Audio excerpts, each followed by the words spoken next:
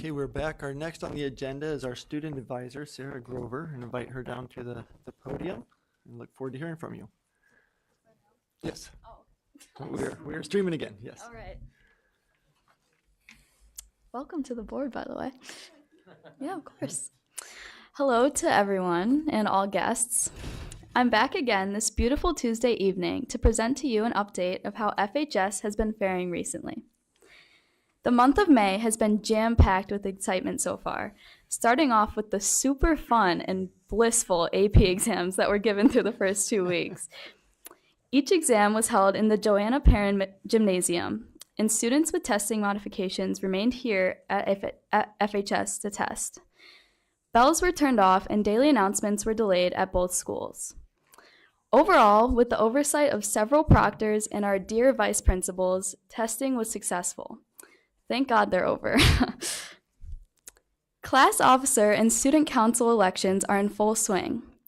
Students have been presenting their campaign speeches to the school over the announcements. I am running for re-election for my current position, and I hope to be with you all again next school year. Continuing on, senioritis is definitely infiltrating the classrooms of all of our 12th graders. This month has granted them tons of joy and a foresight into their future, starting off with Decision Day. It was amazing to see all of our accomplished seniors wear their university shirts with pride. They also just experienced their senior ball this past Saturday. It took place at the ballroom at Cary Lake in Macedon. There was a fireworks show and everyone had a great night. This week has been Spirit Week leading up to Raider Palooza on Friday.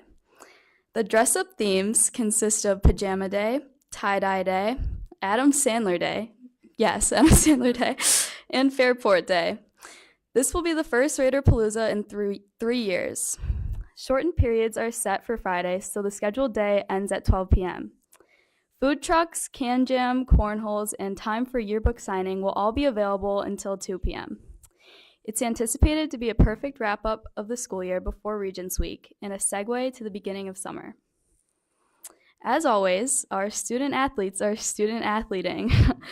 The boys tennis team is competing against Brighton in team sectionals tonight as we speak. The boys lacrosse team has a record of 13-3, and their sectional games begin this week. The girls lacrosse team is headed to sectional semifinals tomorrow against Pittsford.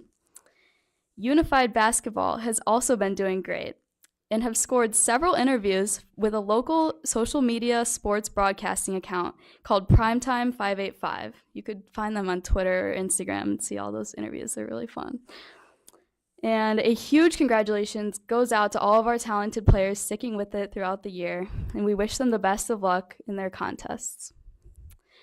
Overall, as we begin to crack down on the 2021-2022 school year, we are more and more eager to enjoy our time off this summer.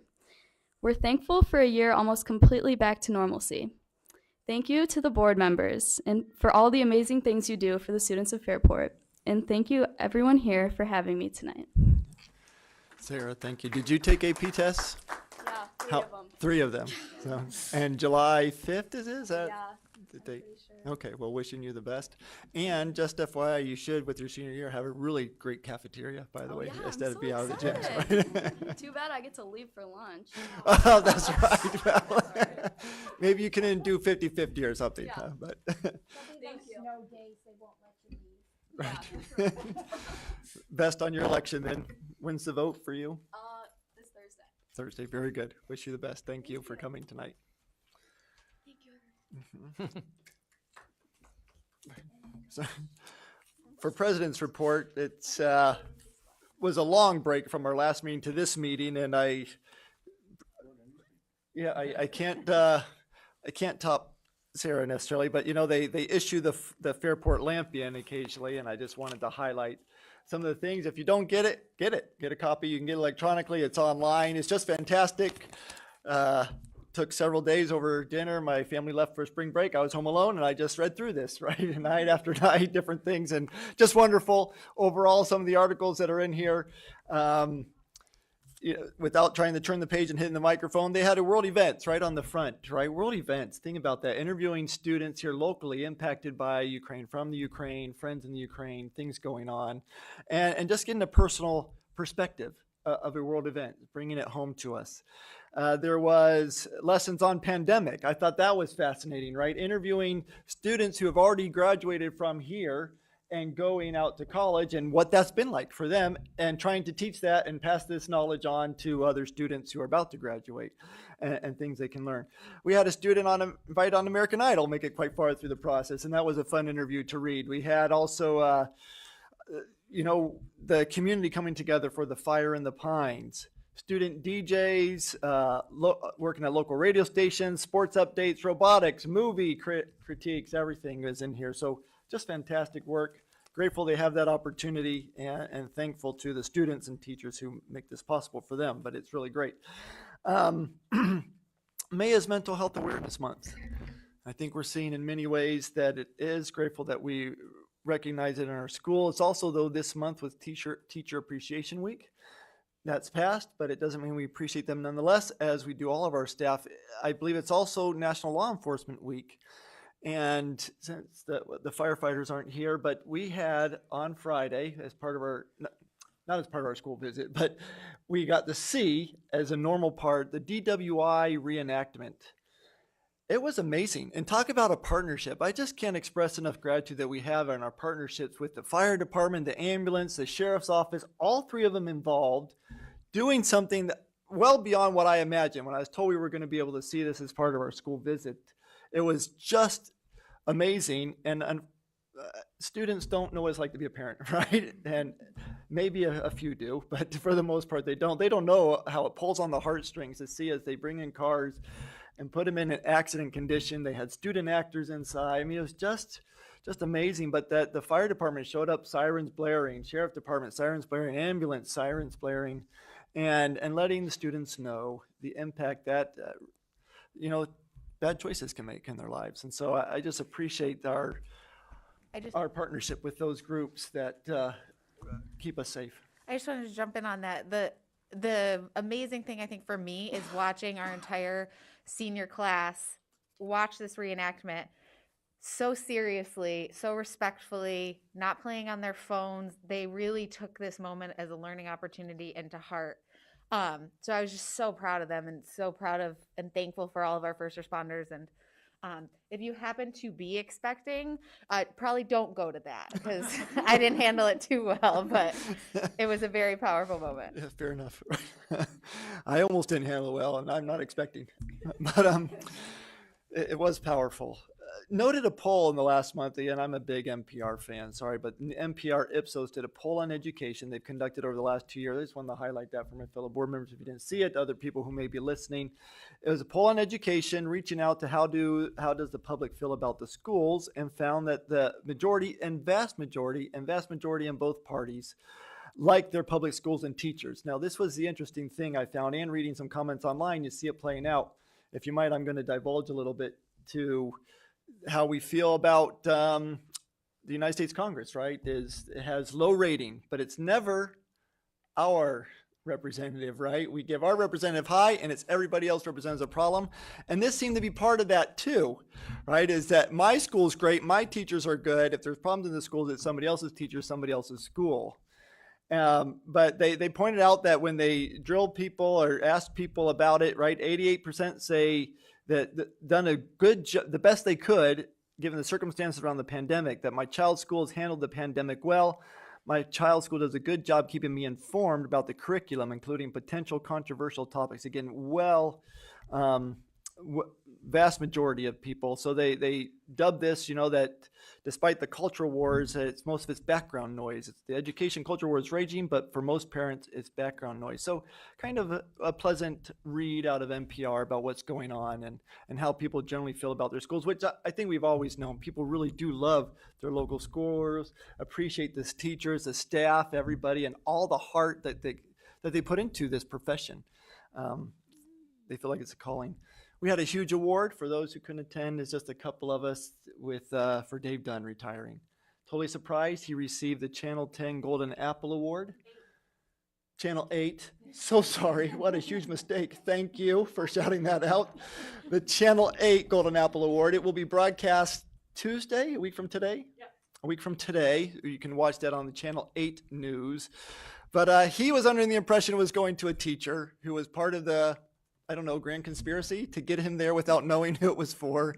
And to be there and see his reaction was priceless, and his years of dedication and the impact that he's had on so many people as students, both former who are adults and current, read why they, what's the word I'm looking for, recommended him for this award. And the station mentioned how many hundreds had come in recommending Dave Dunn, right? Hundreds. And so he was deserving of such an award. It was wonderful to see that. Congratulations to Principal Dunn. Can I just say something real quick about him? My daughter he just took all the eighth graders on what will be his final Washington trip, and he's incredible. And, very sadly, I know there were a handful of students who tested positive to COVID before leaving. They couldn't go on the trip, and, all the kids are down there and they're spending money and they're buying sweatshirts and bucket hats. And Dave Dunn took out his own credit card, and for the however many kids, 3, 4, or 5, bought each of those kids a sweatshirt. And I just think that's such a testament that he knew that those kids were heartbroken, and he was heartbroken for them. So just a small reason of the a million reasons why he deserves One that of golden millions, apple. that's So, right. yeah. Thank you for speaking on that.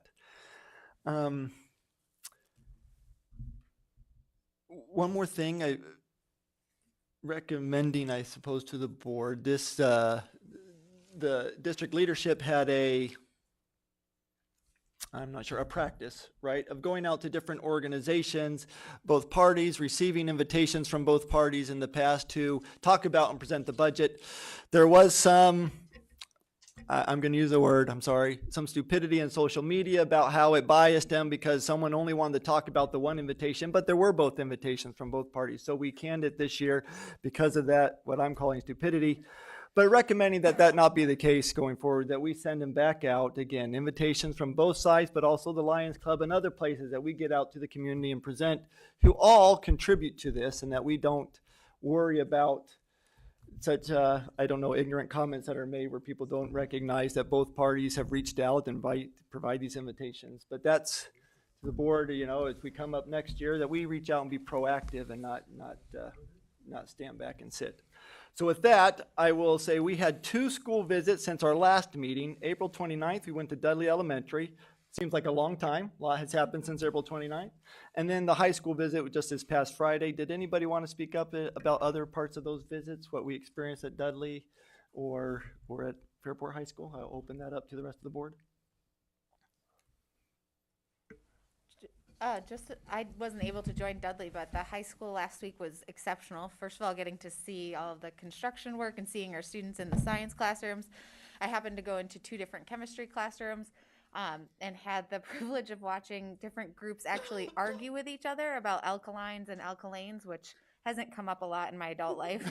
But actually getting very passionate and excited. They were building models and they had to race to show the teacher, and just the excitement around learning and walking around with the 2 students I had.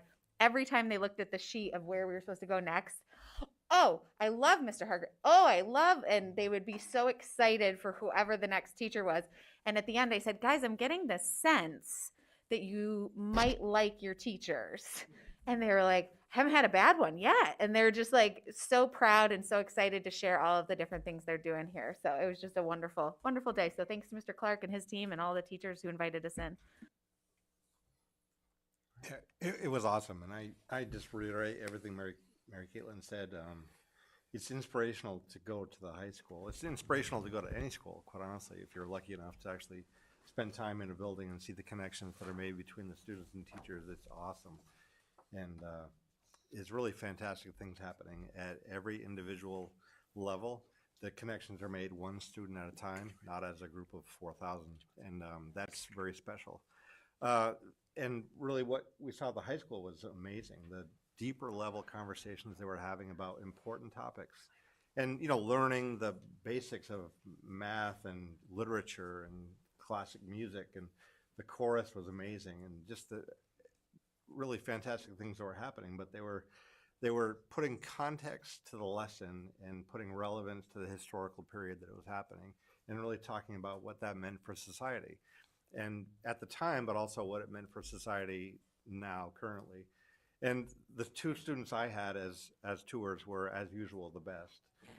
And they were awesome, really. I mean, they were just so positive, but so different, right? These kids came from, one was a field hockey athletic kid, and the other one was a theater music kid. And they had different perspectives and different views of the experience. And they were great together, and they were great individually. And it was just, I was just inspired by it. And then, you know, we sat in Principal Clark's office afterwards, and we were debriefing around, you know, how things are happening in the high school and observations and so forth. And his staff was there, and we were having great conversations. And meanwhile, they're all on their SWAT walkie-talkies, and they're involved in the pulse of what's happening. And at one point, one of the assistant principals just like bolted from the room because there was something happening that I don't know, and it was just a normal part of her day. But you know, I was impressed at, like, you know, just the pulse of the connection and the work that's happening there, and it made me super confident. I also had the opportunity to go to the senior ball, and I know Brett was there breaking a jam with his wife all night, and I was there, and the kids were just having a blast, and the fireworks were going off, and it was great. And there was one child in the back that was having a little wardrobe problem, and adults were attending to that, and there was food, and the kids were happy and confident and responsible, and it was really great. And it made me realize the resilience of this generation of kids. And we've just been through this pandemic experience, which has been very difficult for kids and staff, but these kids are amazing. And you'd go into the schools, and they're just plugging along and making it happen and enjoying life and enjoying the experience. And the adults are working hard to allow that to happen for them. So it was great, and we should be proud of our schools, proud of our teachers, proud of our administrators. There's really amazing things happening. Don't ever think that's not the case. Just go into a building and see what's going on, and it's great. So that's it. Thank you, Damon. I did go to Dudley, and so it does seem like a long time ago that we went, but those are, of course, our youngest. And there's nothing more fun than to be in a building full of kindergarten, first, and second graders. They're just entertaining and adorable, and it's just great. And it's impressive to see everything that they're doing. And, you know, so that's always a thrill. And they're so excited about everything that they do. The excitement is contagious, and they're just doing wonderful things there. And it does look back to normal. They're working together. They're sitting around together. So it's wonderful to see that. Then at the high school, the other end of the spectrum, our oldest kids, and everything that was said, I agree with. The additional thing I kept hearing from the students who guided me around was they were so grateful for the variety of courses that they have so many things to choose from, and they're so interesting, and they just couldn't say enough about all the different things that they could select to take, and wish they could have taken more. So that was a really good thing to hear.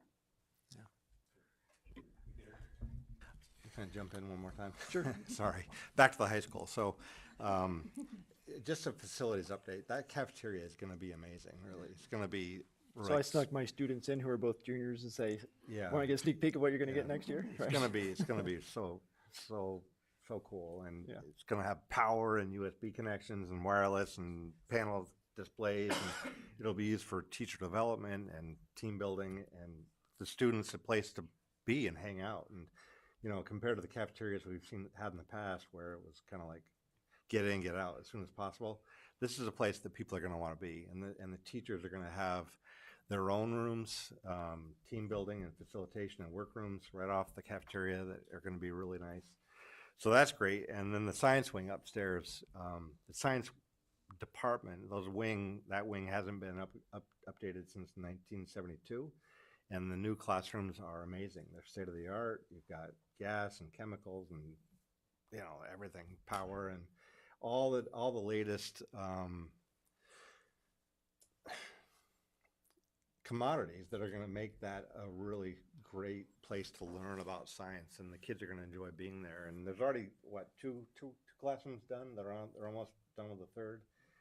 It's a cycle that's going to go into next winter, I think. But then the whole wing's going to be updated, and really it's going to benefit all the kids at the end of the day. The kids are going to benefit so much from having that great science wing. So the fields are awesome. I saw a field hockey game this weekend, and it's a great facility to play sports. They're hard at work on the multi-purpose fields, and there's lots of dirt and mud around to abound, but it's going to be awesome. And I think that the changes that we're making now, the investments that we're making in the district are going to be well received and benefit our kids and families for years to come. So great. Well, it's a good contrast I hadn't thought of. Joyce, thanks for pointing that out. Starting off with our youngest and going to the highest at the high school is a Blue Ribbon High School, recognized as Blue Ribbon. And pointed out, though, we learned as part of it, right, that we have a large variety of AP classes here at the high school. What's not included when they do those types of awards, so are things that we have relationships with Syracuse University, right? So the SUPA Psych, the SUPA Forensic, which was a cool class to visit, by the way, and all these other things where they get college credit, but doesn't count as AP because that's what those who do the awards across the country. It's more standard comparison. Not everybody has Syracuse in their back door, right, to take advantage of. So anyway, it's a lot of just wonderful things and opportunities for students. Great visits, good to see, makes the job well worth it. With that, thank you for the comments, everybody. We will, Brett, give time for the superintendent's report and a bright spot. I appreciate all the wonderful things that you were able to highlight, that Sarah was able to highlight. We definitely have senioritis in our household, not necessarily in this school, and senior ball was great. One of the best compliments that I got was a call today from a parent whose daughter attended as a visitor and guest, and this individual parent called me and said, my daughter was so impressed with the level of care and attention that the staff was giving the students and the interactions between the staff. Kids were interacting with staff. They were FaceTiming staff who weren't there, and the student was like, how does this even happen, right? And so I think that just speaks to, the natural connections that are intentional in everything that we do in Fairport schools. This month, we're celebrating all sorts of staff, and there's no better way to top what was just done than by just putting more students in front of our way to say thank you on our Fairport staff.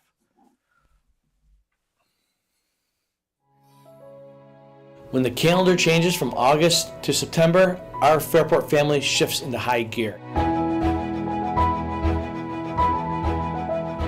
This is how our Fairport staff began this year. Another year unlike any they had experienced before, with smiles behind their masks, with grace, and with the determination to welcome students back to a safe and supportive environment. And that's exactly what they did. They cooked thousands of meals, administered countless COVID tests, managed building logistics in new and different ways, motivated and inspired our student athletes and performing artists, polished floors, pruned trees, fixed windows, and plowed roads, welcomed our youngest learners to school with open arms, and welcomed our seniors back to their final year at Fairport High School. It was no small or easy task, finding a way back to a shade of normalcy after 2 years of anything but business as usual. But our staff members did in every classroom, playing field, office, school bus, library, gymnasium, and playground.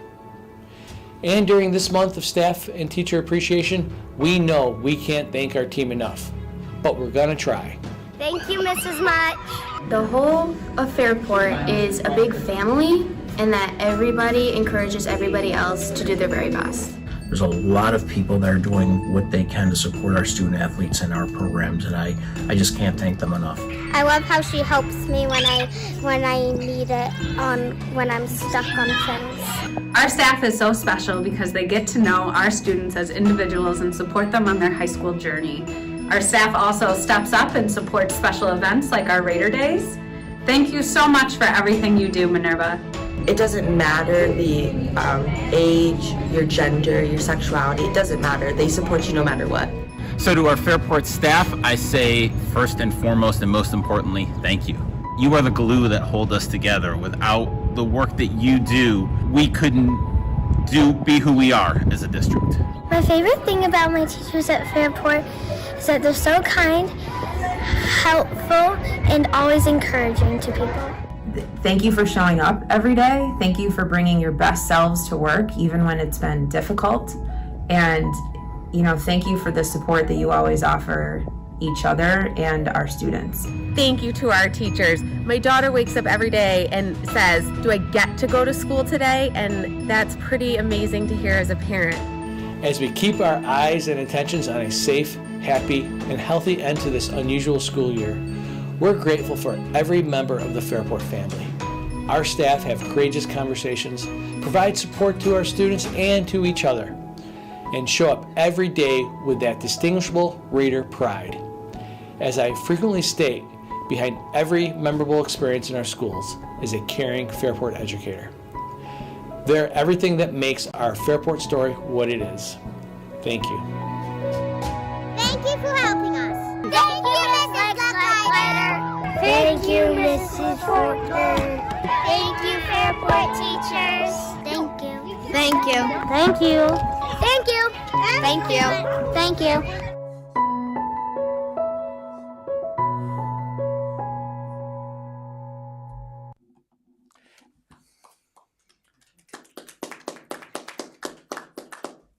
Thank you, Lindsay Reddig, for putting so much time and energy editing and producing all the components of that video. And as I was listening to Sarah talk and the board members talk, I kept thinking about the budget, because that's what people came out and approved. And I don't have to do much speaking. I had a little script here, but we have a story in Fairport, and it's driven by the incredible programming that we have in our schools, the commitment to the whole child, each child, and every child, which we're going to talk about in a little bit. But over 3,000 voters came out. There was a 74% approval rate for our budget for that story. We're really excited about those numbers and that endorsement from our community. There's a capital reserve that was established, and there was other propositions relative to technology that were passed as well. That speaks to our commitment to future planning and to instructional technology and making sure that we are thoughtful in purchasing items that our students are going to use to enrich their experiences here at school. There was a thought exchange, and these were the big ideas that people were speaking to on the thought exchange. Not everybody completed it, but it gave us a good idea of what people were thinking and feeling and wondering as they were leaving and completing the survey. Our schools, there's opportunities and access for students to discover the greatest versions of themselves. Students, the community deserve high quality schools. We need to make sure that there's resources at the students and our staff's disposal so they could be the very best version, whether it be a professional or a student. There's value in our schools. These were the ideas, these were the thoughts. We talk about a high quality education. I think our Board of Education spoke to it. Sarah spoke to it. That's why people voted for the budget. That's why there's 74% approval rating with our budget, making sure that there's correct funding and resources and programs. This thought exchange will be available on our district website. Please take a moment to review some of the comments. You can learn many great things from some of the insights, and we listen to all the comments. All comments matter, and we know that we have people out there, that 25%, which I'm always interested in listening and learning from as we move along. If I can just interject there, in all seriousness, we appreciate those who take the time to fill that out at the end. As board members in my 10 years, I've just seen that we constantly, as a group, ask for that, and we read through positive, negative to the end, and so we appreciate that people take the time. Not everybody does, but the 200 or so that do each year is appreciated. Without a doubt, without a doubt.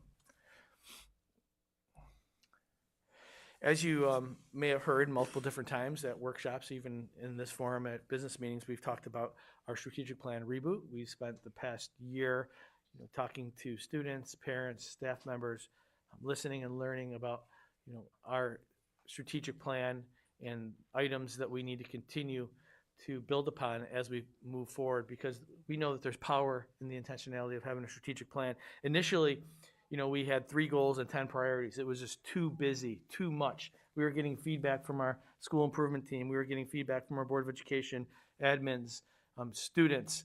And we really decided to take the strategic plan, and I'm really excited about how it's evolving, and make it all about students. And that's what you're going to be hearing about moving forward, is a strategic plan that focuses on what are the best things that we could do in our school to make students future ready. And that's what it's going to be about. Now, there's other fundamental areas like strong relationships with families and community, investments in our staff, and responsive operations. But all of those are geared up towards supporting our students. And I'm going to have Dr. Tanya Wilson here to talk a little bit about where we are with the strategic plan. Thank you, Superintendent Provenzano. So ultimately, our whole purpose here is student success. And so as we were reflecting on where we were with the strategic planning, we kept falling back to, we're trying to prepare our students to be future ready. And that came out loud and clear in that thought exchange as well. And so we know we can't do that by ourselves. And we are lucky in Fairport to have a very strong connection with our families and our community, but we also know that we could do better. And so what you'll see in front of you is our 3 roots of our foundational plan to have our students be future ready. So the first is with strong relationships with our families and community. And we want to welcome our parents in as partners in education. We need our families to be engaged in their student data and their academic growth, and have our families have access to all the community partnerships and networks that are needed to support those children. We also want to make sure that all of our families are valued and seen and heard for who they are and what they bring to our school community.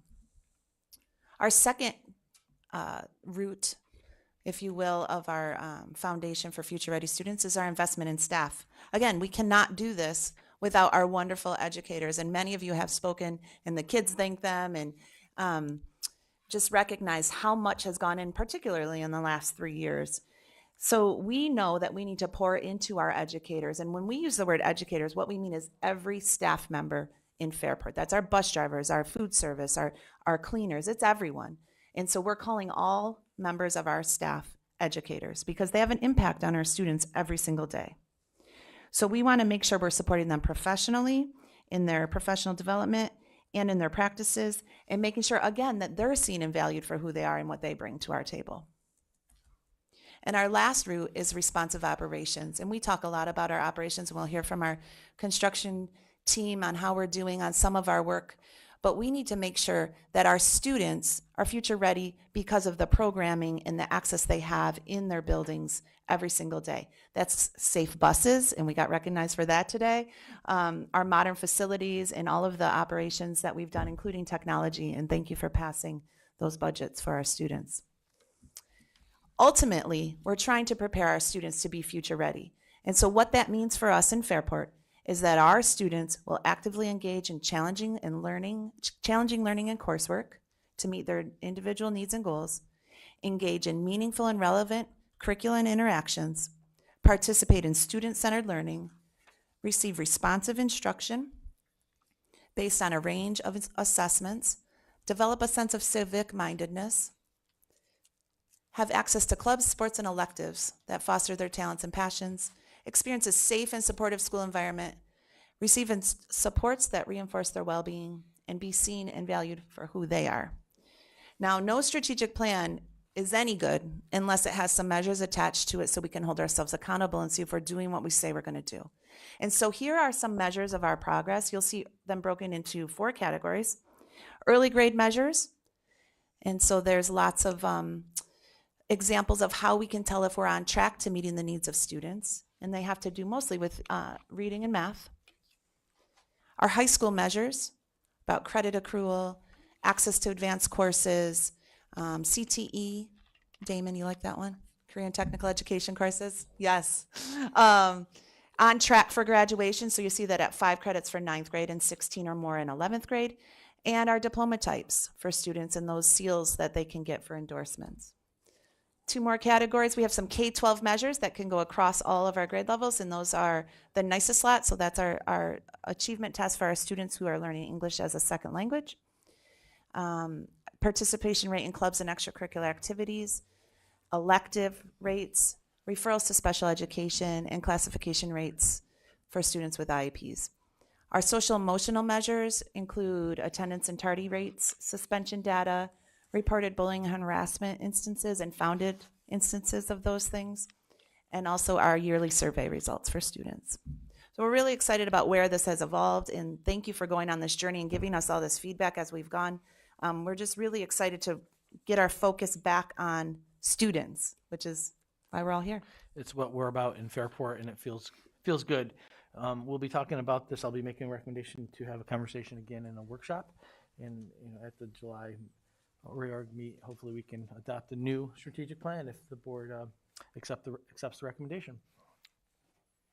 To that end, though, the plan also includes, because you talk about measure of progress, is to also create a dashboard so which we are also reporting out on that progress, right? And making that available, easily available to the community as a whole.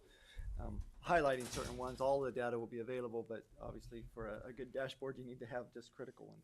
And that's why we're being right up front. We're sharing, this is what we're measuring. Right. And this is how we're going to continue to see how we're doing and inform our progress. Excellent. One of our priorities was hiring per diem substitutes and transportation. I'm going to have Assistant Superintendent Doug Loft talk a little bit about progress to date. Good evening, everyone. Thank you.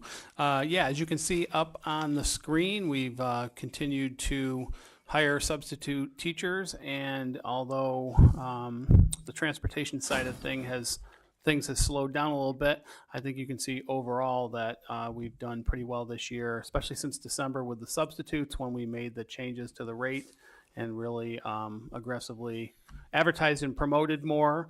I can tell you we already have a number of substitutes ready to go that are on the agenda for June as well. So there's more subs that are potentially in the hopper for us there. And then overall, even though, as I said, transportation hiring has slowed down a little bit, you can see that we have added a number of transportation members to our team. And you'll see on the agenda tonight, one of our on-call bus attendants is changing positions and becoming a driver. So he has successfully completed his training with us, and that puts another driver in the system for us, in addition to the new person that we're hiring tonight that'll go into our extensive training program. So we will keep at it. And we're trying to reach out to a lot of the colleges right now as kids have been, I should say, not kids, young adults. They have been graduating here in May. So we're trying to increase our pipeline that way as well with all the graduates that are coming out this month. Doug, are we still having days where we can't get subs because of availability, or do we have enough? It's interesting because we have been doing okay with coverage. It depends on the day. Obviously, we've had some days where there's more people out. Depends if there's training, etc. And we've been able to cover, although some days it hasn't been pretty. But we definitely have had a higher percentage of coverage than earlier. And that's related to year. COVID. There's the quarantine pieces. And if you take a look back in the corner, you'll see some able-bodied subs who've stepped up and not in their normal role, but helped out in the classroom, in the cafeterias, to get support in the buildings. Right. Well, we have kids coming out, young adults coming home from college in the summer. Yeah. And it's potential to have them sign up to be subs, and they'd be available over the next month or so. Yeah, and we've also been combing through, obviously it's hiring season as we get ready for 22-23. So we are also looking through the applications as they come in to see the candidate's status. Although they're applying for positions for next year, we're reaching out to them if they're potentially available now to sub for us. So, that's a win-win. That gets them in our system, that lets our administrators get to know them. So I'm having my team, they're making a lot of phone calls as we comb through the applications too, which is more aggressive than we've been in the past, really reaching out to people. In terms of transportation, I know we started the 21-22 school year kind of reaching out to our families, saying, if you can drive your people, please let us know and do that. How are we looking to start 22-23? Are we feeling pretty good about? I think we're back. I think we're going to encourage families to use transportation. We're going to continue to recruit. And if, there are shortages or things evolve where we're struggling, we'll get a communication out. But we want students to use the transportation. It's the safest means of transportation. You take a look at some of our sites, it's really it's backlogged with cars and buses and cars at the same time, and that's really not the safest environment. So we would like to see our parents let their children use transportation until we have to monitor and adjust.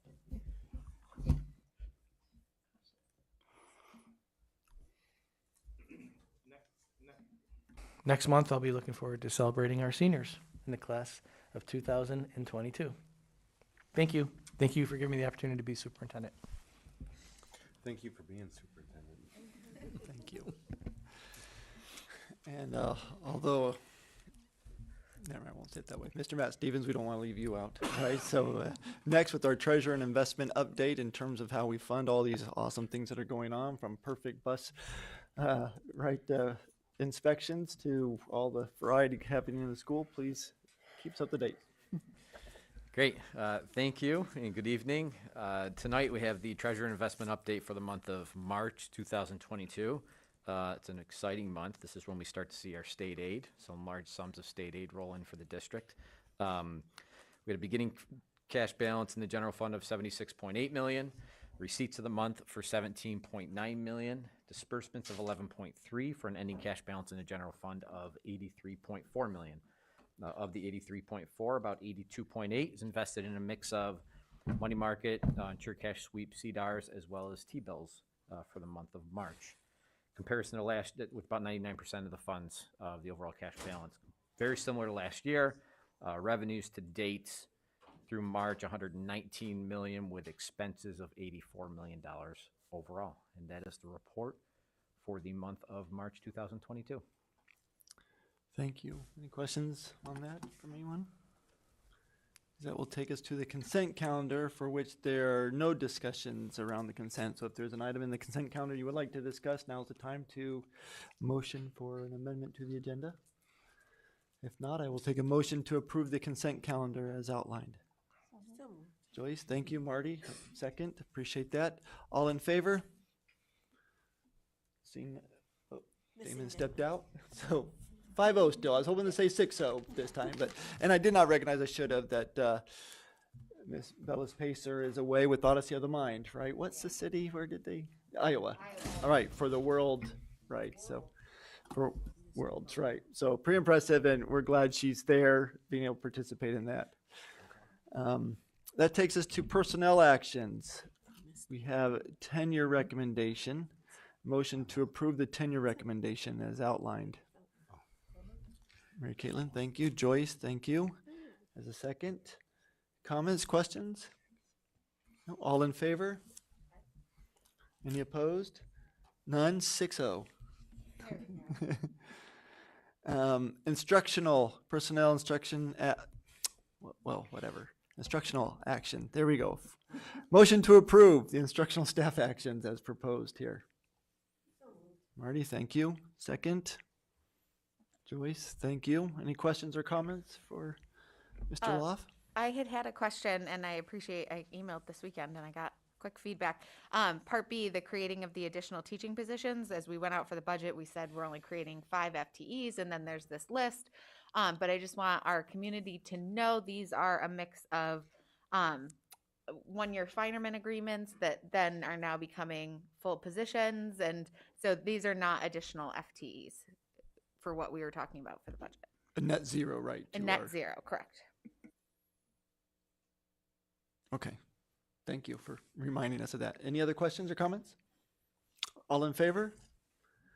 Any seen? No. 6-0.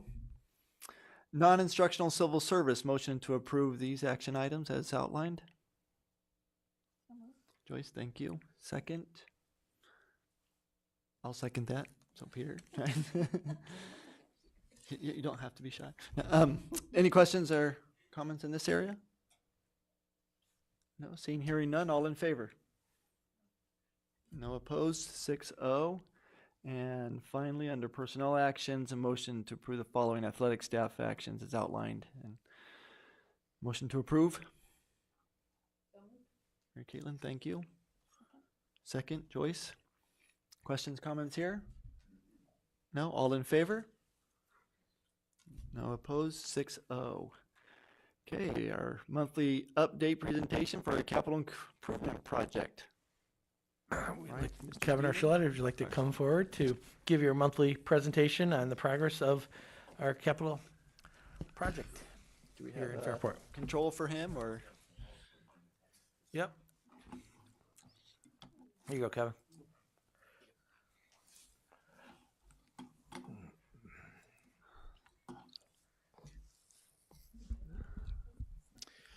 Good evening. Here is tonight's presentation on the capital improvement project for the month of April. So just a quick look at the overall financials for the projects. We won't go into detail on each one, but these are the different pieces that make up the overall referendum.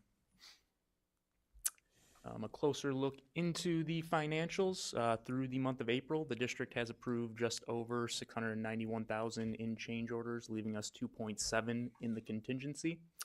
We're still at a healthy amount with our contract allowances at $495, and based on contractor pay applications, we're approximately 24% complete. So although we ask this question frequently every month, I suppose that's the frequently. Any signs of challenges financially, meaning, we know the world's U.S. under high inflation. Most of these were bid out prior to that, so I don't know if that locked us in at good pricing or not, but are no signs of challenges? We haven't had to deal with any escalated pricing. The design team has been working very closely with us and contractors, making sure all of those early submittals came in quickly and got contractors locked into their pricing. Thankfully, we're pretty well through the woods here at the high school as far as the multi-purpose field and the cafeteria.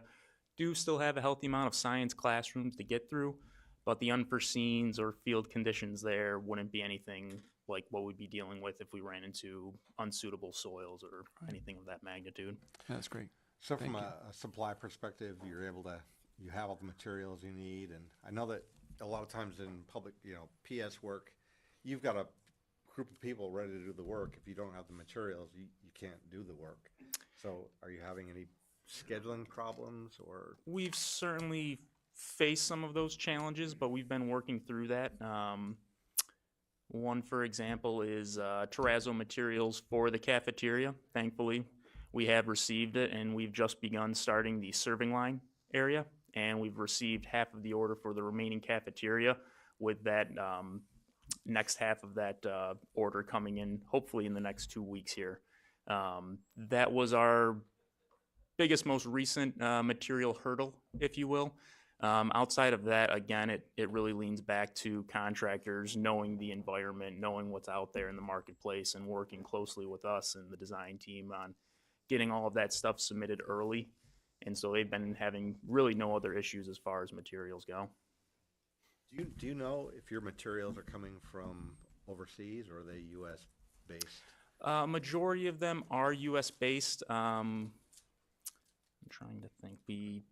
Not that it matters, but I'm just curious. Like, a lot of times overseas, there's shipping delays. There's getting stuff off the docks at the coast and across the country on a train or something. But if they're U.S. based, it alleviates a lot of that. I'm just curious.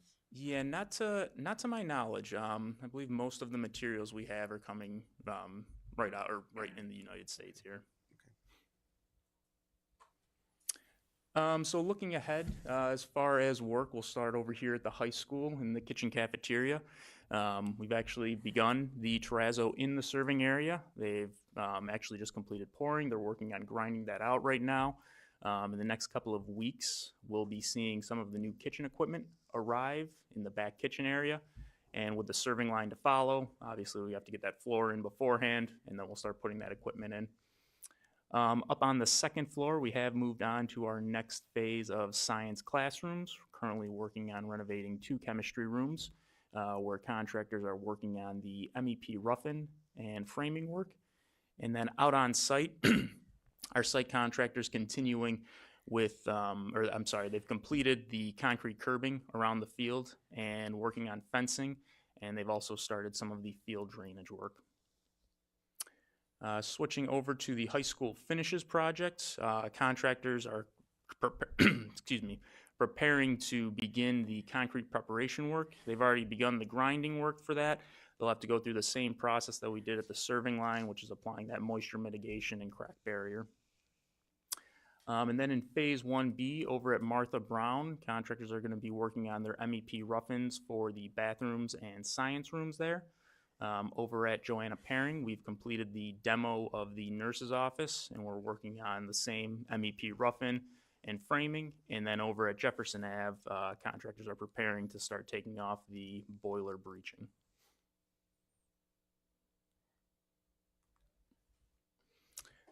So here's just an overall look at the big ticket items here at the high school for phase 1A. A lot of these items we'll be tackling over this summer. Like we just looked through the science classrooms, we'll be continuing with those renovations, kitchen cafeteria, wrapping that up for the start of school. Same with the multi-purpose field. Boiler room, we're just starting to begin that renovation work. And then the one outlier, the gymnasium, which is slated for the summer of '23.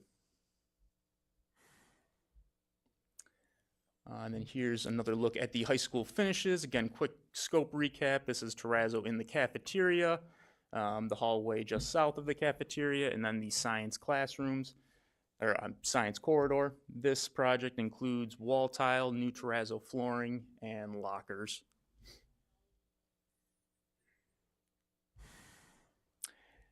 And then phase 1B, we're preparing for a busy summer with phase 1B. Like we said, contractors are working at the schools they can get into right now. Joanna Paring's nurse's office, Martha Brown, starting to begin Jefferson Ave in the next couple of weeks. But they're ready to hit the ground running once school is out. Again, they've been working closely with us and the design team, making sure we've got all the submittals in, no material issues. And we'll be reviewing that all with them at our regular PM meetings. And last but not least, the Smart Schools project update. The controls contractor is making his way around the phase 1 buildings very successfully through the school year here. He does have a large order of door hardware slated to arrive June 24th, at which point he'll be going back to those buildings over the summer to install that door hardware and the security cameras as well.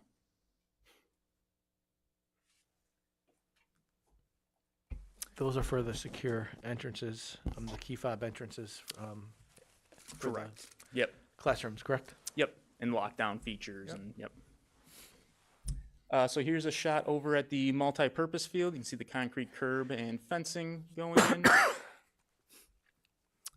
And here's a look at the new dugouts over at the softball field.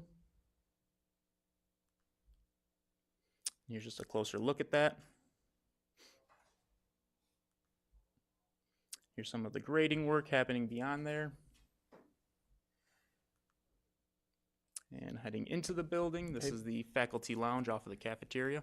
Just before you move off the fields, just in terms of drainage, because I know that was the problem that really left those fields unusable.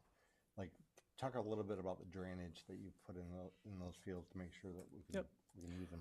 So on the entire perimeter of the field, there is drainage piping that is connected to a series of storm chambers that eventually dissipates that water off into the retention pond to the west of the fields. Next month, we will have a very exciting time lapse seeing some of that infield drainage and stone going in. They're actually in the process right now. Essentially, all of the flat drains in the field connect to the perimeter piping, which then transports that water to the storm structures and eventually dissipates over to that field. Once we're completed with the project, there's multiple perk tests that you do to make sure you're properly draining that water, but we won't have any issues once we're done with that. Awesome. That's great. And as part of that project, you're putting a vehicle roadway back there so people can park closer to the fields. Will have access to those fields. There are perimeter asphalt walkways all around the entire perimeter of that field. Great. So here is the faculty lounge. This is just off of the cafeteria. And then here in the boiler room, we've begun demo of the first boiler. And then up on the second floor, this is one of the chemistry rooms we are currently in the process of renovating right now. And you'll start to see that framing work going in.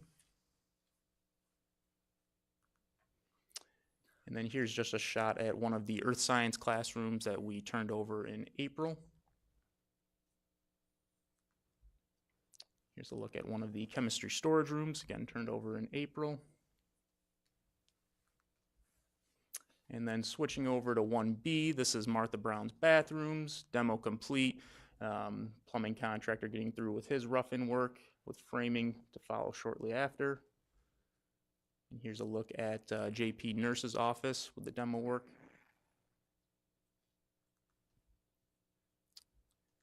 And here's our time lapse for the cafeteria.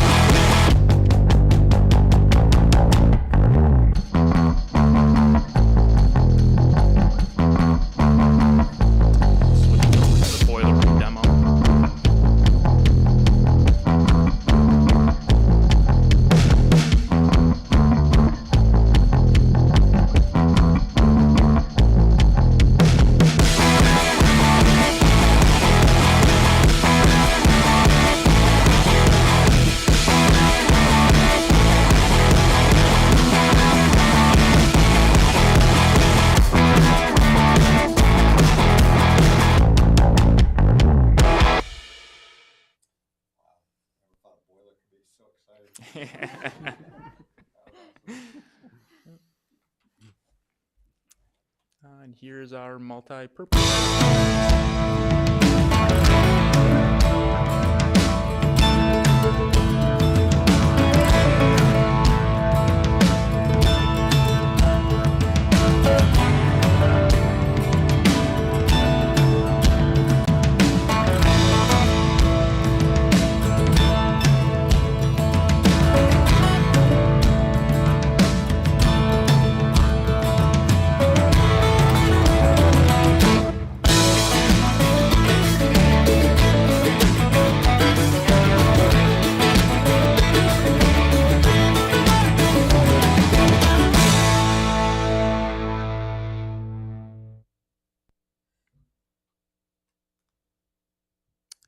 Are there any questions?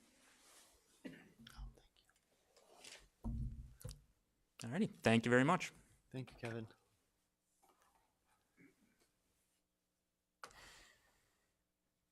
Okay, on to item areas or section 10 of the agenda. Policy second read. There isn't a first read because the policy committee meets this Friday. Did it change? Oh, I need to refresh my screen. Thank you. Sorry about that. District-wide That's right, the safety. District-wide safety plan. Yep. I apologize. I We will have Sam refresh Farina, while you're our presenting. Director of Security, come forward. He's going to talk a little bit about our district-wide safety plan. It's really interesting to think about the fact that we have 1.2 million square feet in this district, over 300 acres to manage and support. The district commands a Director of Security whose sole purpose is to make sure that our plans and everything that we do is safe and best practice. And Sam Farina is going to talk a little bit about the district-wide safety plan, our process for approving that plan, and next steps. Thank you, Superintendent. Thank you for allowing me to be here to talk to you tonight in my new capacity. It's much different being in this capacity than my former, so just getting comfortable with it. It's unfortunate the events that happened today, brings to light the need for a district-wide safety plan. So I do take this seriously. It is my dedication to the district to ensure that there's a safe and secure environment for our students and staff to be on campus at all times. So with that, Do you want to? yeah, I can. Thank you. Just make sure it's turned on. First, the plan is basically organized in a fashion to show our mitigation, prevention efforts, preparedness, if something were to happen, our response, and ultimately our recovery. As you all know, this is a state-mandated process that went into effect in 2000, Safe Schools Against Violence Act, and we have to have this plan submitted annually to the New York State Police by August 30th of 2022. The plan's been discussed throughout the year with the district-wide safety team as well as the emergency response team. So there's constant input of any concerns or additions, revisions. There's opportunity for anyone in the district to come forward, including the public, to ask about the plan and to offer suggestions and revisions.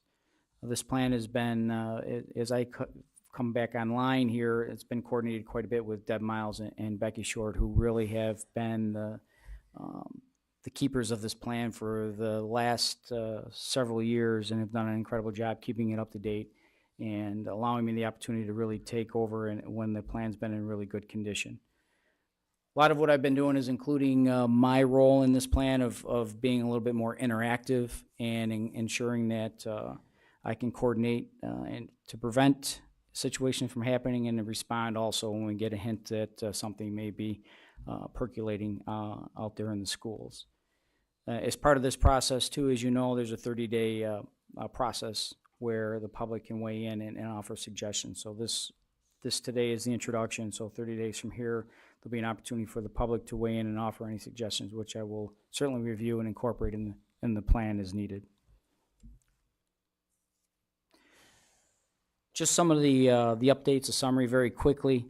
I added some introductory framework and purpose to the plan so that there's, again, talks about the mitigation, prevention, what those strategies are. On page 4, we added a number of different plan or strategies that haven't really been outlined in the past. So we added stuff like truancy mitigation strategy that we've been very much involved with. Deb and I have been going out and doing visits to those that are truant, encouraging resources to parents and encouraging kids to get back to school. So that's been an ongoing effort, and again, trying to understand why kids aren't coming to school and trying to work through that.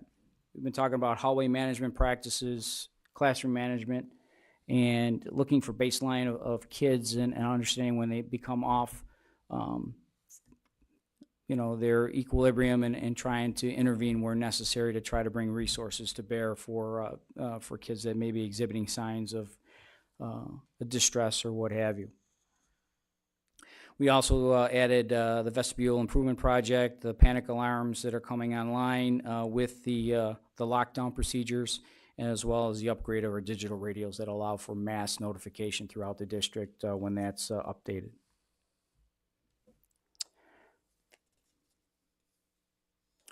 We also included different aspects of the safety and security coordinator being full-time, as well as including sentries, their responsibilities to ensure that they are trained on de-escalation efforts as well as effective communication, which we started this year. It was received very well by not only our sentries, but the paras that were part of that training as well. We are going to start moving into more frequent tabletop exercises as part of the culture here to throw out scenarios as part of principals and assistant principals and trying to work through and navigate that, starting to think about these type of scenarios that happen routinely. So if they're thinking about it in a training environment rather than thinking about it when we actually have a crisis. So that's the hope of moving forward with that. We also added more behavioral observations that are important for early intervention, updated the emergency response team members, added AED locations for each building. That was actually a suggestion from the public. What's that stand for? That's CPR and the when you shock somebody when they're having cardiac arrest, the equipment for that.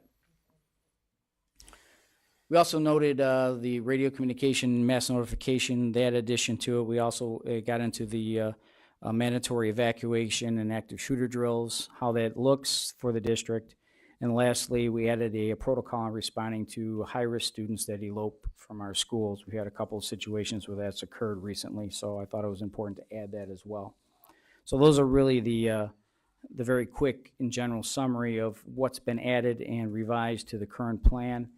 There should be a copy of the plan provided to you by the superintendent for your review. If there is any interest in adding or talking more about the plan in person, I'd be happy to do that. Really the focus of and our philosophy for this plan is really important to know that it's not just my job for it to be a safety and security emphasis in the district. It's everybody's job. So my hope is to make it cultural throughout the district as part of our everyday manner and how we do business, and really focusing on prevention strategies that I think when they do the after action and assessment of what happened today, I think we're going to find the usual issue is that there was indicators that were missed, and I certainly don't want that to happen here, and I won't let that happen here under my watch. So that's the plan. Any questions about where we're headed with the annual district-wide safety plan? So the quick reference guide will be posted online and made available for public comment. We'll make sure that that's accessible online and communicating that to the community. We'll keep that open for a little bit more than 30 days just because of the timeline. And then we hope to have a public comment on July 11th. That's at the reorg meeting where individuals can come and speak on the district-wide safety plan if they choose to do so. And then at the August 15th workshop, I'll make a recommendation to the Board of Education to approve the safety plan. That would be in August. Great. So you could submit it by September 1st. Perfect. Just a quick question. Yes, sir. You talked about the safety plan being really not your job alone, but it's really the culture of the district. And what that implies is that every teacher, every staff member is part of the safety plan. So, I mean, this is an excellent job and very comprehensive. But what do we do to get the safety plan, the essence of the safety plan to every teacher and every staff member so that they understand what part they play in the preventative, part of the plan, but also the responsive part of the plan? So there's two ways to make sure that happens. I'm going to be working with HR to ensure when we have new employees that are brought on, there's an orientation piece where I'm involved and I could share how that culture should look. And the second piece is as we get together again in preparation for the next school year, I'm hoping the superintendent will allow me the opportunity to be there to train and help people understand within this district that this is the plan, how it exists, and what the expectations are, and hopefully bring that to bear when we do things like cabinet retreat and what have you going forward this summer. So I would also, unless you want to get to it first, because I think you're going to say what I'm going to say, Dr. White. Go for it. About our updated code of conduct being, yeah. So I think a lot of that when you're talking about the prevention strategies is going hand in hand with what Deb Miles and Kelly Weischer are going to share with us next in creating that environment and culture that we restore relationships that we're preventing, that we know before anything were to happen. Those signs and strategies. And that restorative piece is going to be very important, and that's Deb and I are on the same wavelength when we talk about that, because I bring that with me from Fairport PD that we started in that direction. It's still continuing, and that restorative practices is pretty important to ensuring that those that start to come off path, bring them back in line with the resources necessary to do that and give them an opportunity to restore their situation.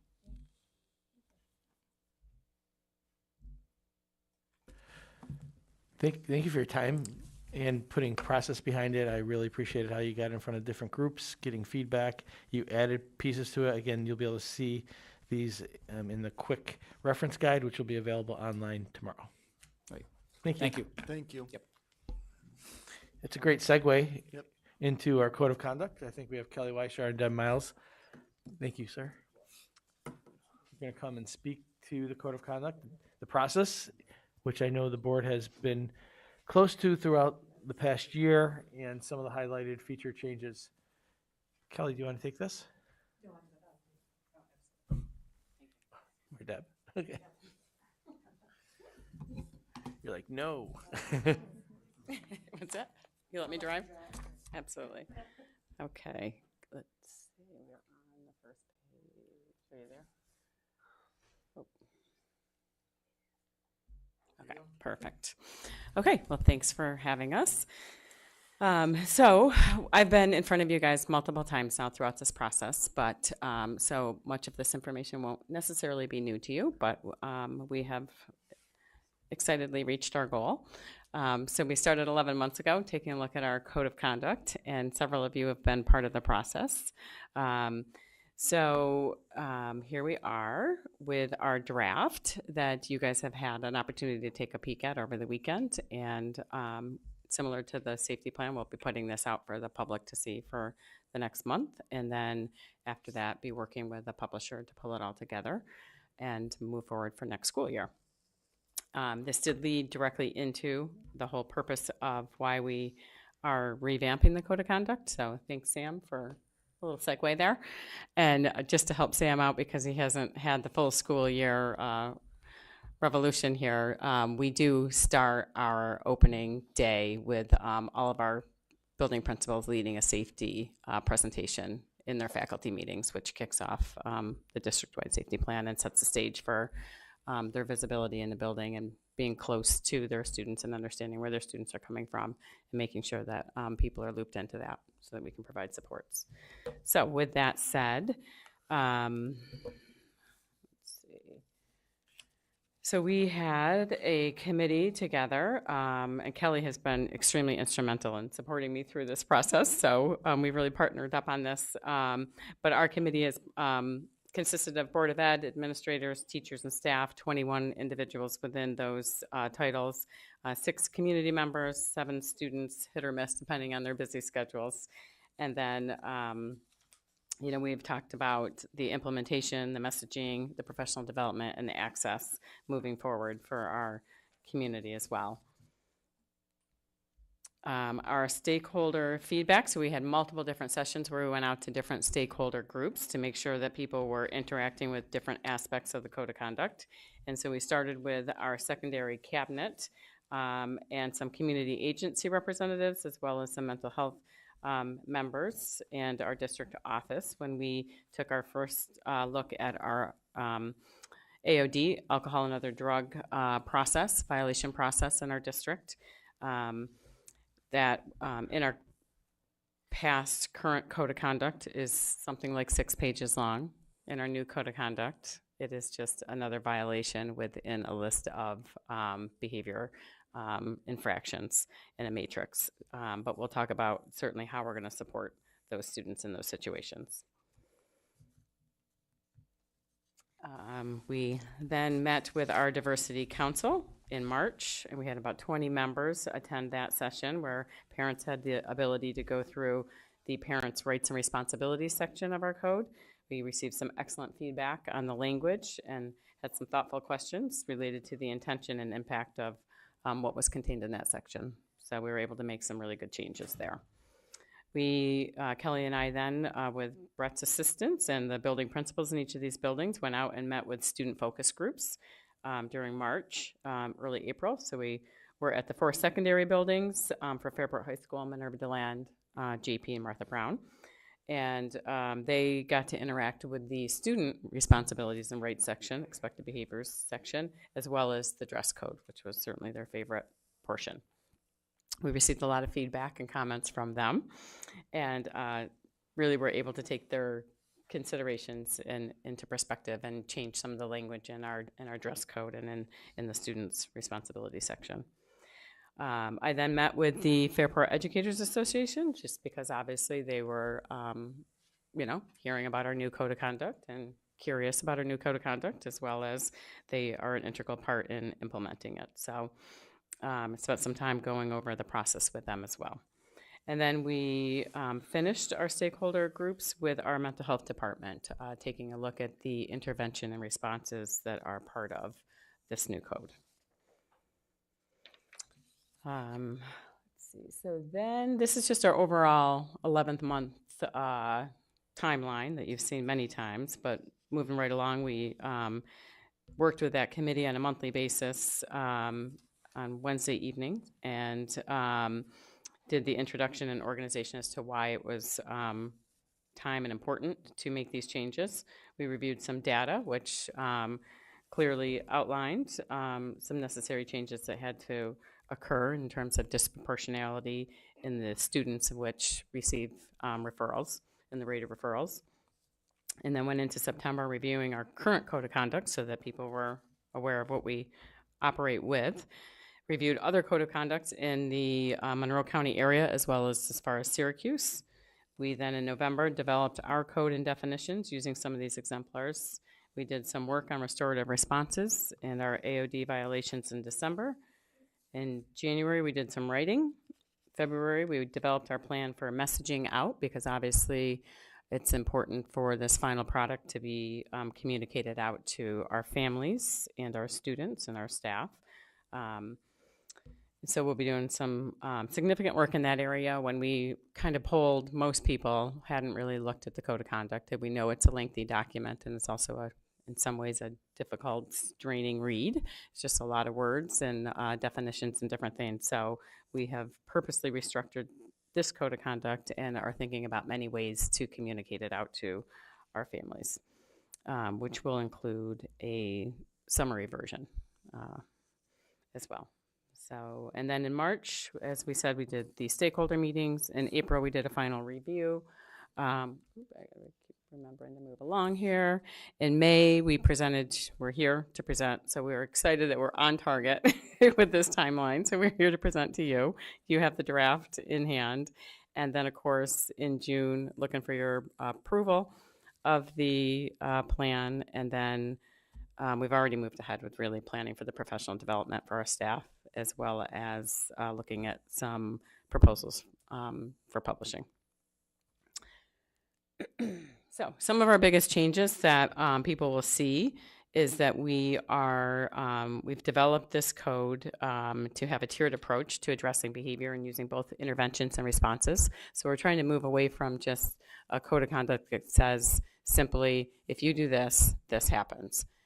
This is what's expected of you. Do not do this, do not do this, do not do this. And that's kind of what the tone of our current code of conduct is. So this code of conduct, talks more in the name of itself. We're actually referring to it as the code of conduct, character, and support. So this code of conduct has a whole different spin to it, in that it talks about all of the resources and supports that are going to be provided to students in an effort to change behavior. We'll talk a little bit about that as we move along. But this is broken out into 4 tiers, with tier 1 being a classroom teacher and the different strategies they use within their classroom and their classroom management plans. Tier 2 being classroom teacher, along with support from instructional support team or student support team as necessary. Tier 3 being instructional support team, student support team, and administration. And tier 4, obviously, you see as these things get more serious and the offenses get more serious, then tier 4 becomes administrative. These levels will be impacted by repeated offenses as well. So you might have a level 1 behavior, but if it continues and we don't make changes, then it may rise to level 2 and so forth. Some behaviors obviously pose a safety risk to our students and our school community, so they may start out right at 3 or 4, depending on what they are. So this guiding principle section that you'll see in the new code of conduct, I won't go through it, obviously word for word, but this sets the tone, I think, for the code of conduct in terms of what our district's philosophy is in terms of supporting our students. So looking at adult support, respect, comprehensive supports with our multi-tiered systems of supports, accountable and restorative, fair and equitable, enforceable, viable, and effective, a leveled system of responses, interventions, and consequences, and high expectations. So when we talk about restorative discipline, obviously this is a big component of our code of conduct, and sometimes people get a little concerned that that means that there are no consequences or there's no responses to behavior.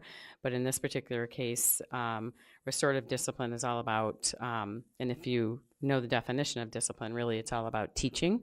So our intent here is to provide opportunities to work with students directly, to provide teaching on any unskilled behavior that they may have, and to move away from a zero tolerance or authoritarian punishment approach, because our data and research would indicate that that obviously is not as effective.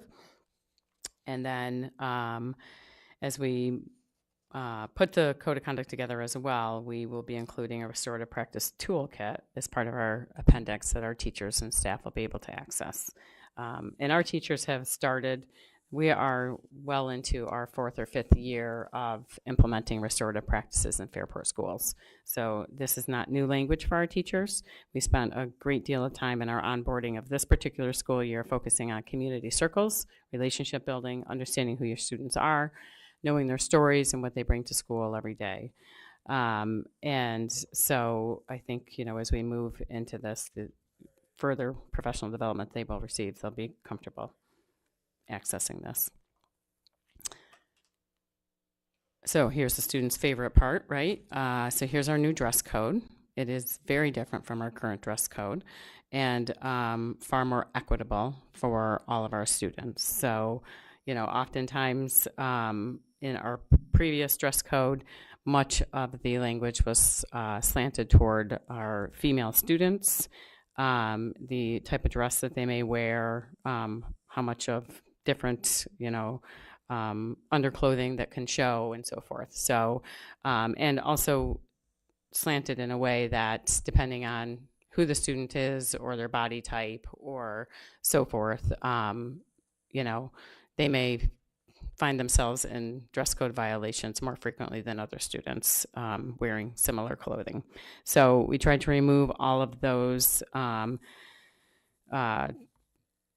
discrepancies, if you will, to create a dress code that would work for everybody and really focus on kids coming to school in a safe manner and being treated equally. And also a dress code really important here in that we felt like our administrators and staff could support and adhere to. The other one had so many different aspects to it that kids could go through a whole day, and maybe by 7th period, just the right staff member might, catch them and make an issue out of it and make it a violation. Whereas, or a student could go through the school day wearing a similar outfit and not get dress coded, as we learned is a verb in Fairport, to get dress coded, and not get dress coded throughout the day at all, while other students wearing very similar clothing would in fact become part of the dress code violation. And then we also talked about the last sentence down at the bottom of this piece is, when this does occur, what is the approach that we're taking, and how do we make this not a major disruption to their academic day? So, resolving it privately and collaboratively, and then getting them back into class where they should be. So that's our work on the dress code. In terms of other changes you'll see, this is just an example of level 1. This will be in there in 4 different levels. So we have broken out each level of behaviors. So what you see here is the inverted triangle, similar to response to intervention. It has, in this particular case, 4 tiers to it. And then there's a list of examples of behavioral concerns, and then a definition, if you will, of whose responsibility it is or how we might approach those concerns. And so in this particular level, it talks about it being universal, school-wide interventions and practices. And then if you go to the next page, it identifies what some of those behavior interventions and responses would be. So there's a list of different interventions or responses that teachers can use in their classrooms to support some of those low-level behavior concerns that might be interrupting the educational process or their ability to be successful in class. So in the new code, you'll see all 4 different levels with varying degrees, of course, of behaviors as well as interventions and responses. So then we'll talk a little bit about, obviously, as we head into this next school year, how do we prepare for this code of conduct and make sure everybody's aware of it. So we spent a good deal of time working with our committee to come up with many, many messaging ideas, very creative messaging ideas, from QR codes to brochures to community events and all sorts of things. So we'll be sifting through and developing some sort of timeline and calendar on different things that we'll do to help our community become aware of our new code of conduct. Hey Deb, on any specific day we have tens, if not over 100, probably substitute teachers in our district. So how do you try to get this information to those people as they come into the building but are not permanent here? Yeah, so that would be a challenge in any district or any situation. My hope is that in working with Doug, when we have a solid list of substitutes that we know we're calling on repeatedly, that we can do some sort of onboarding or training around the new code of conduct.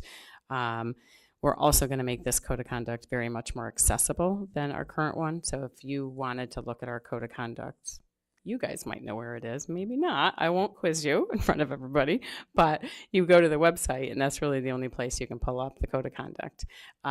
Most of our community members don't know that or can't find it within the website.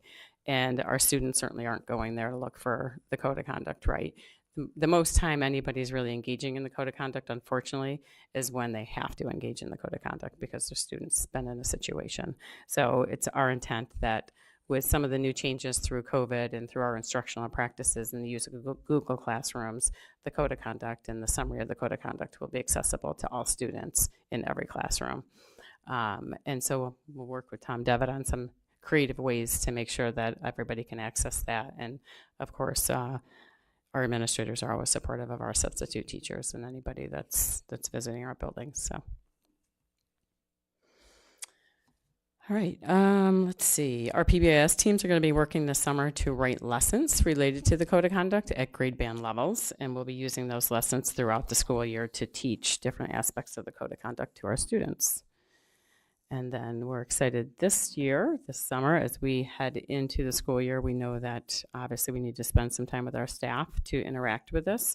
So our day 187 this year, last year, if you recall, was 3-hour training on community circles, workshop on community circles and relationship building. This year we have a 3-hour training on restorative practices aligned with our new code of conduct.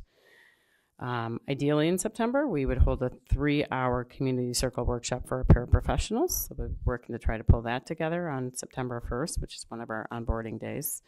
And then in the 22-23 school year, we'll have our faculty meeting presentations throughout the school year, touching base for a segment of each of those faculty meetings on restorative approaches and Tier 1 strategies for teachers to be using in the classroom.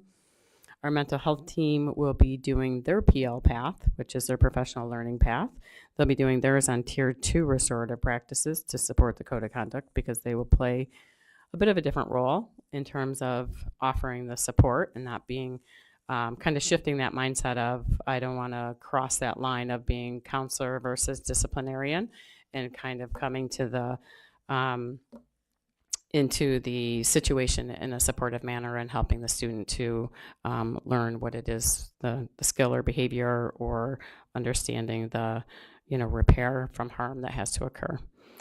And then we look to hopefully work with our transportation department as well to bring our bus drivers up to speed on some of this work and some of these interventions as well.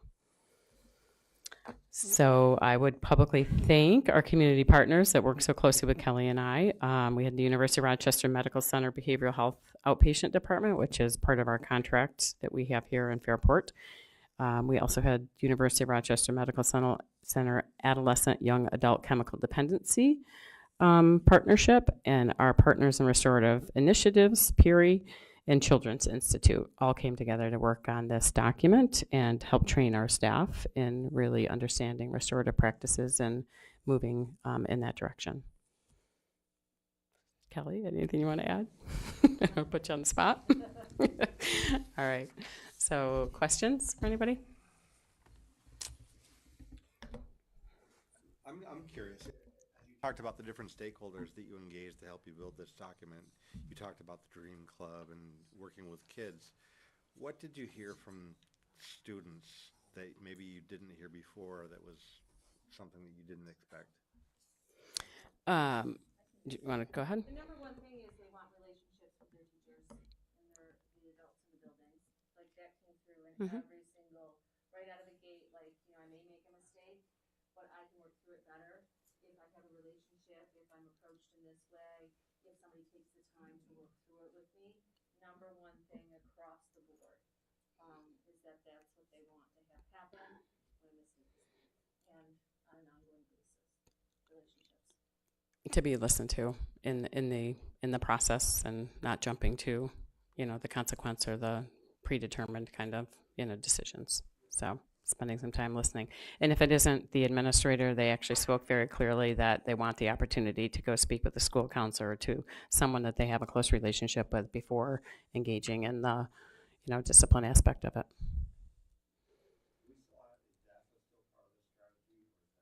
Yeah, there's obviously a very outlined section in the code regarding DASA because that's state ed mandate as well. Thank you. It really was a huge undertaking, and I don't know that I've ever been a part of such a collaborative, thoughtful process that was just so extensive and just so welcoming to all this feedback. And we kind of started calling it the accordion model because we would talk as a group, and then Deb and Kelly would take it out to the next group of stakeholders and get lots of feedback and then come back to us and be like, this is what we heard, this is what the kids said. And then it would go back out to somebody else, and then it would come back in. And it was just unlike anything I've experienced. And Marion from Children's Institute now has actually said, I want to start presenting at professional conferences about this relationship that and kind of method that Fairport went through because of how inviting and collaborative it really was. And she wants to share that with other districts so that they can take that, the learning we did, because we had stumbling blocks, those learning moments, and take it to other places. But to say I'm excited and proud of the document and the work that went into this is a complete understatement because it's just really exceptional. And I think we went into it saying we wanted a tool for our kids and a tool for our teachers and our families, as opposed to just this thing that like was on the website that you could kind of find if maybe your kid got in trouble and you had questions, to being like a thing that actually helps build them as people. So very excited. I think that's what I'm most proud about is the process. I think the spirit of the document is right where it needs to be. I'm guaranteeing, because we have to, we are required to review this yearly, it will evolve and we're going to learn from it, and we're going to do some aspects of it really well and things that we're going to need to grow on. So, but the process is strong. The spirit of the document is right where we need to be. So I appreciate all that good work. Thank you. Yeah, I mean, without a doubt, there is, just because we have the document doesn't mean everybody's in the same mindset that we're in with the document. So it'll take time. You know, we will trip and fall and we'll get back up and we'll do it right the next time. But, you know, connecting to Sam's presentation, everything that's in this code of conduct is about knowing who our kids are, understanding what they're going through, and supporting them through that. And they are going to make mistakes. They're going to be big mistakes, then there's going to be small mistakes. And we have to be there to help make sure that situations that are occurring across this country don't happen here at Fairport. And that's what this code's about. You know, I hate to pontificate, but I go back to even our high school visit on Friday. It was just so apparent the connections that were made between teacher and child at all these different levels, and the restorative practice through, you know, the safety plan and your code of conduct. And it just goes back to and what you heard from the kids they want and what they need. And it goes back to that connection, right? They just need to have a connection with somebody, right? And it's all about keeping people from being isolated. That if we really know our kids and we know it's just life, right? Everybody wants to be heard and known and seen. And I think that that's one thing that I'm really just amazed at. What I see here at every level is the connections and the knowing, the teachers knowing, and the staff, not just the teachers, but the bus drivers and the maintenance workers, the custodians. They know the kids, right? They have a connection. They know who they are and where they come from. And it takes a village, right? So if you have that, it's absolutely gonna help. Right. Thank you. So we have tonight's presentation. Can I keep on talking, Brett? Good. June 14th will be the next board meeting. There'll be public comment on the code of conduct. Again, we'll make a version of this accessible beforehand. On July 11th, at the reorg meeting, the code of conduct will be recommended for Board of Education approval. Yep, exactly. Okay. Okay, thank you. Thank you very much. You're welcome. Thanks for starting so early, such a revamped. Excellent. Okay, I have refreshed my agenda screen. Sorry about that. Opening up 24 hours early. So no first read because policy meeting meets this Friday. Typically it's before we meet but not this year, not this month. So anyway, we just have second reads from last month. Motion to approve the second reading of the three policies. Mary Caitlin, thank you. Joyce, thank you. Any questions or comments on these? All in favor? See no opposed, 6-0. Monroe number 1 BOCES lease agreement. Motion to approve this lease agreement. Marty, thank you. A second. Joyce, thank you. Questions or comments? All in favor? 6-0.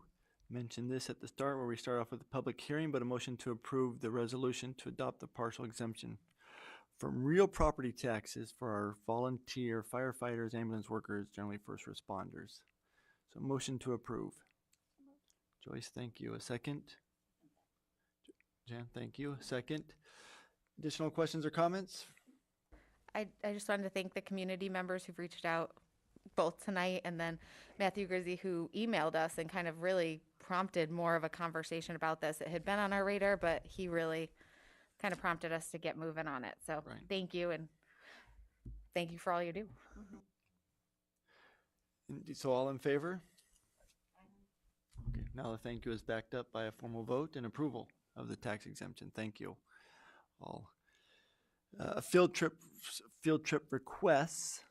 Sorry, multiple field trips. Again, love seeing them after a couple years off, but the motion to approve these field trips request. I'll make Mary Caitlin, I'll second that. Questions or comments about these field trips? Okay, I got two.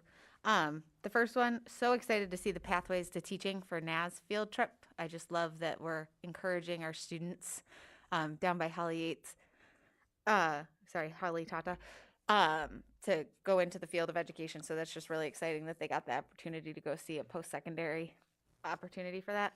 And then second, it's kind of killing me that we're approving them after field trips are happening. I know we've talked about it before, but I'd really like to have these approved before people leave, and there's quite a chunk on this one. Well noted. Sometimes it doesn't happen based upon the ebb and flow of when circumstances or when opportunities arise. With COVID, there wasn't a lot of these field trips. So you're right. I think we need to work on getting them in the front end of the year so we have them planned. But there will be a time. I wish I could say they'll never happen, but we know that will, right? So we have yet to be perfect, but you know the strong feelings of the board to not do things after the fact. So, yes. Other questions or comments? Okay, all in favor? No opposed, 6-0. And then approving club fundraisers here for the high school. Motion to approve. Joyce, thank you. Mary Caitlin, thank you. Comments? Questions? I will simply, over time, we have commented again at the number of fundraisers across this district. It's incredible. just always appreciative that our students get that from the community, from this school, the staff, those who inculcate to them, help them understand the great power that they have in helping their fellow human beings in different ways. So we appreciate that. And whether fun activity or otherwise, this is incredible. So all in favor? Seeing no opposed, 6-0. And that brings us to board comments. Again, it's 8:40. I have two quick ones. Yep, open up. I went to Joanna Perrin Library because they were voted the school library of the year.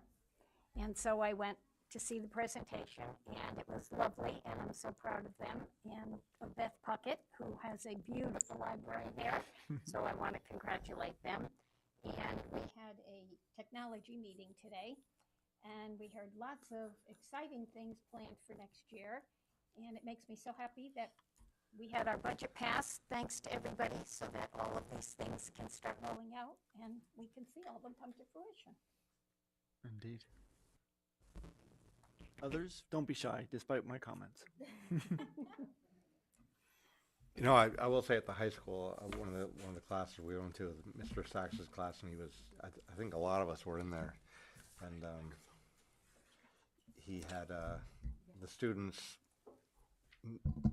list songs that had historical relevance, and they had a kid sing a song, and it was Nate Reuter's son, and it was subtle and sweet and nice, and the kids were just silent, listening to him play on the guitar and sing the song, and I forgot the song. It was a Woody Guthrie song, I think, but it was an old Union song and then used in the Civil Rights movement as well, and We Shall Overcome, I believe.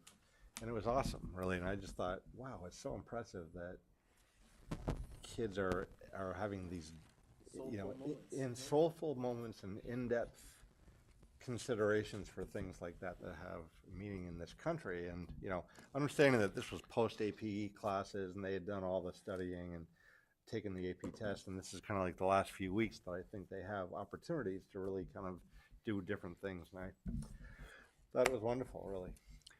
So it's amazing how music helps your memory, right? How can you recite songs from your teenage years, but you don't know the order of the presidents of the United States that you might have memorized at one time, right? Unless it's to a song. So these events that they picked, I think, are memorable to them now throughout their lives, right? They'll remember them. So a great link in education. I'll just take a minute to say again, thank you. I am so honored and humbled, and just how serious I take this opportunity to be on the board and serve all of Fairport. So I'm just incredibly grateful to be at this table with all of you, and thank you for that. So as a second note, I was at the orchestra concert last night at the high school. This was as a parent, and I love so much that Fairport is really, they've always been like the athletic district, and we are an academic district, but we're also just, our music and arts program is just phenomenal. Second to none. To see what these our string teachers, are able to do with a group of fourth graders who picked up a violin, viola, cello, and bass in September for the first time, and they're on stage. And I don't even have a fourth grader, and I'm saying they were amazing. They were absolutely amazing. I mean, we all rose to our feet clapping for them, and they're just, our music staff is just amazing. So kudos to them. Brian. Hi, you thought you could get rid of me. Ha. First of all, Damon Pete Seeger. Second, shout out to the Who is that guy? shout out to the for our sustainability committee. Tomorrow we are holding our first ever food waste audit. We're doing it at JP Middle School. Hopefully get some good data on what's going on in our cafeteria, and hopefully inform some programs that we're going to do in the future. And finally, I just wanted to ask Superintendent Provenzano, in light of today's shooting in Texas and the ongoing effects of Buffalo, especially given the Texas shooting was in a border town, heavily Latino community, and it was brought up in public comment, are resources going to be made available to our students, our families who read the news, who struggle with this, and particularly black and brown and Latino students who were whose communities and worlds are kind of more affected by this than others? There was a communication that went out with resources attached for families, but more importantly, we do meet with students. We reach out to students. Just last week, there was a group of students that met with Kelly Weishar and Dr. T, and I was fortunate enough to be there as well. Again, just listening to what's on their minds and learning from them. So, we make it a point to specifically reach out. Did that communication, was that after Buffalo or is that today? I did one before we came here. Okay, I didn't see it. I just didn't see it. Thank you. Yep. And yeah. Mm-hmm. Food waste audit's Thursday? Correct. Right, okay, Thursday. And one other shout out to the Sustainability Committee for the garlic mustard pull at JP. I learned a lot, and now my children, whenever they see it and we're out and about, they're like, "We should get that." And I was like, "I'm on board, but like we're trying to get to Wegmans, so we can't pull the weeds." But it just was a great conversation. Did we solve the problem? No, but a lot more of us now understand that when these invasive species moves in, our native plants can't grow. So it's just a very strong learning opportunity, and to see all these little people out there helping, it was awesome. And shout out to our Brooks Hill family. I was at the zoo today and I saw lots of little people from Brooks Hill, and they were so respectful and they were having the best time, and it was just so much fun to see them out and about. And they obviously have no idea who I am, but I'm just watching them and seeing them in joy and excitement. So it was just a lot of fun. Great. All good? Okay, we have an executive session planned. I'll need a motion to enter, upon which also not listed, but we want to just reemphasize we have invited Dr. Brian Moritz to be part of that and have him added to that list. We have no plans to make any decisions afterwards, so when we reconvene into open session, we will also adjourn shortly thereafter, like hopefully within the minute. So a motion to enter into executive session? Mary Keelan, thank you. Joyce, second. All in favor? No opposed, 6-0. Thank you all for attendance tonight. We appreciate your support.